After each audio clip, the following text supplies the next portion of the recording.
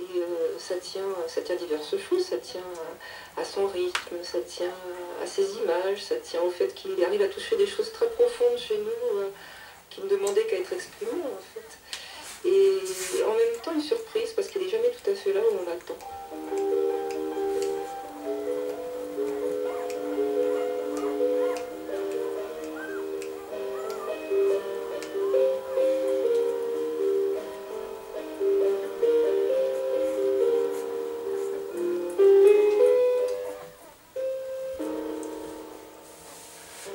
Je trouve que l'amour Apollinaire, c'est difficilement dissociable. C'est certainement un poète de l'amour. Pour lui, aimer et créer, c'était la même chose. Aimer et créer, c'est la même chose, c'est ça qui le tient vivant. Oui, parce qu'il reprend en fait le sens, l'étymologie, le sens premier du mot poésie, qui est un poème grec qui veut dire faire. Donc c'est faire, il y a l'idée, l'idéal et l'ambition de la fécondité. Dans la cosmogonie grecque, le monde naît de l'union du chaos et de la nuit. Donc le monde naît en fait de l'amour. Et il est plein pied avec ça. Les choses naissent d'une union, d'une fusion, d'un rapprochement et d'un principe amoureux. Et c'est le principe moteur. Alors ça peut être l'amour amoureux, l'amour érotique, le désir, mais ça peut être aussi l'amour des choses, l'amour de la vie, l'amour de la découverte, l'amour de l'imagination. C'est l'idée, la sensation d'une espèce de prise de possession du monde, d'accueil des choses, et de gourmandise peut-être aussi, d'ouverture, de curiosité. Curiosité, d'ouverture. Et c'est une langue simple. Il y a une forme de simplicité, mais je dirais peut-être plutôt, parce qu'il y a des mots qui sont rares, des choses difficiles à comprendre. Il a parfois un esprit lui-même très curieux, au sens un peu bizarre, un peu insolite. On ne le comprend pas toujours. C'est pour ça que plutôt que la simplicité, je parlerais peut-être de forme d'évidence, comme si ça tombait sous le sens. C'est-à-dire qu'il arrive à formuler des choses, à dire des choses, à nous faire voir un certain nombre de choses, qui fait qu'elles tombent sous le sens. Qu'elles tombent sous le sens et sous le sens. Il y a une forme de clarté.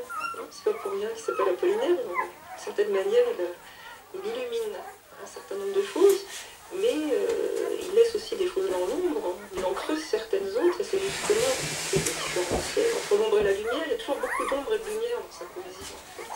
Si on regarde bien, ça joue, ça contraste, ça se superpose, ça se trouve.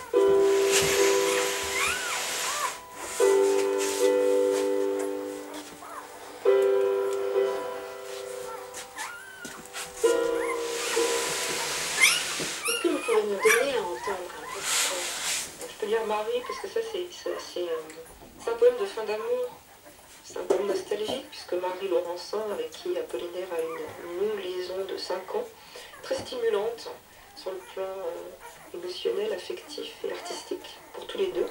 Elle se finit en 1912 parce que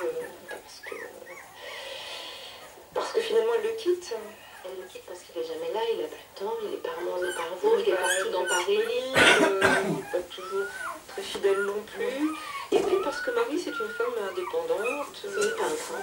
Oui, Marie Laurencin, peintre, qui a notamment travaillé au début avec Braque, etc., qui passait pas mal de temps avec Picasso, Bateau Lavoir, et qui avait son œuvre, qui avait aussi sa vie, et qui, justement, n'a pas tellement envie de se laisser faire, parce que, du point de vue domestique, il pouvait se comporter, non pas comme un macho, mais comme un homme de son temps, tout simplement. Et Marie n'avait pas d'amour. Eh bien raison. Donc là, c'est un poème de fin d'amour. Il faut se souvenir simplement que Marie était une fille légitime et elle avait une lointaine origine créole, donc elle avait les cheveux un peu crépus. Voilà. Marie, vous y dansiez, petite fille. Danserez-vous, mère ou grand? C'est la même cloche qui sautille. Toutes les cloches sonneront.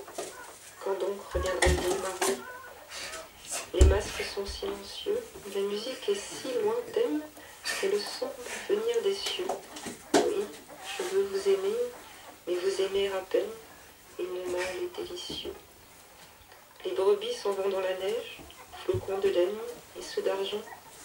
Des soldats passent, c'est que neige, un cœur à moi, ce cœur changeant, changeant, et puis encore, que sais-je? Sais-je où s'en iront tes cheveux, crépus comme mer qui m'automne? Sais-je où s'en iront tes cheveux et tes mains, feuilles de l'automne que jonchent aussi nos aveux. Je passais au bord de la Seine, un livre ancien sous le bras. Le fleuve est pareil à ma peine, il s'écoule, il ne tarit pas. Quand donc finira la semaine?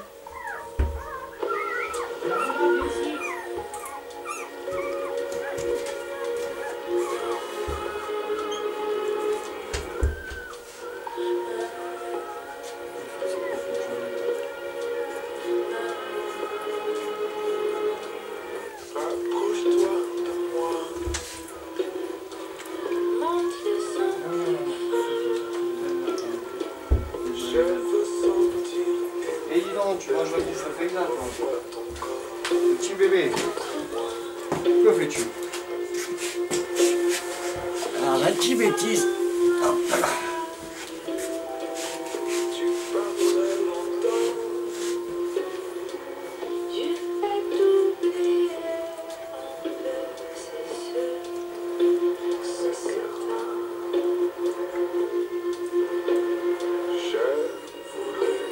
Bon, faut faire le champion. Hop.